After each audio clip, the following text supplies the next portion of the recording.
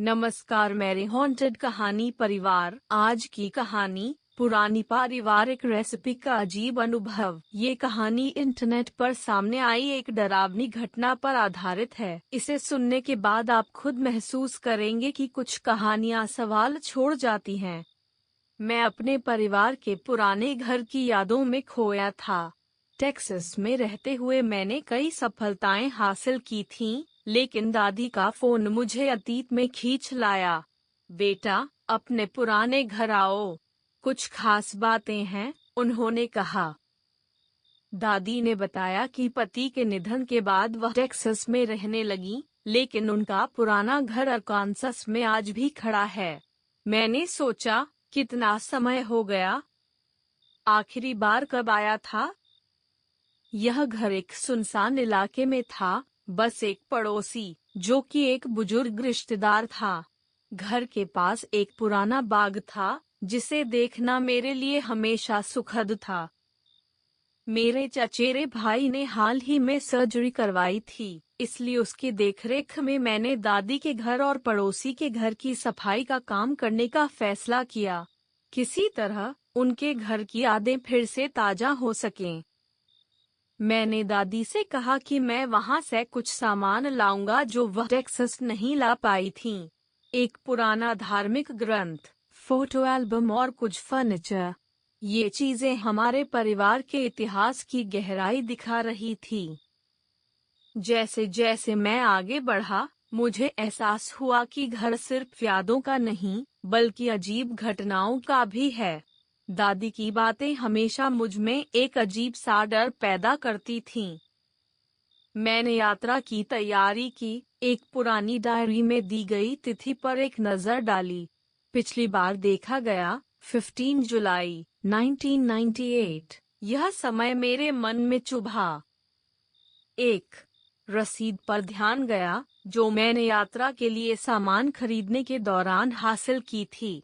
उसमें लिखा था, सफाई उत्पाद, कोड 5667E8। इंटरनेट पर सर्च करने पर वह कोड पूरी तरह से गलत निकला। मेरी डैश कैम ने मार्ग के दृश्य को कैद किया। रास्ते में पुराने पेड़, सूने खेत और अंत में दादी का घर। हर बार जब मैं उस घर के पास पहुंचता, एक अजीब सा साया महसूस होता। घर पहुंचते ही मैंने उन सामानों को देखना शुरू किया। एक पुरानी फोटो एल्बम में एक तस्वीर थी जिसमें दादी, उनकी बहन और वह बुजुर्ग रिश्तेदार हंसते हुए दिख रहे थे।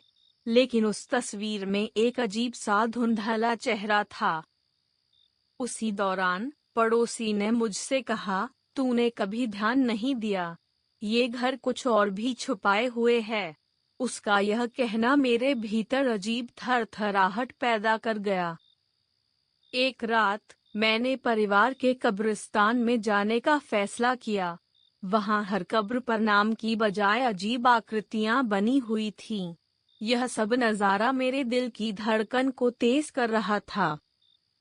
मेरे फोन पर एक व्हाट्सएप मैसेज आया। दादी ने लिखा, मैंने वो सब कुछ छिपा रखा है जो तुम्हें नहीं पता।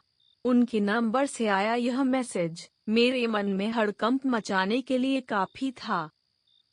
जब मैंने फिर से डायरी खोली, एक पन्ने पर वही मिस्ट्री कोड लिखा हुआ था, जो मैंने रसीद पर देखा था। मैंने चौंक कर उस पन्ने को पलटा, लेकिन वहां कोई और लिखा हुआ नहीं था।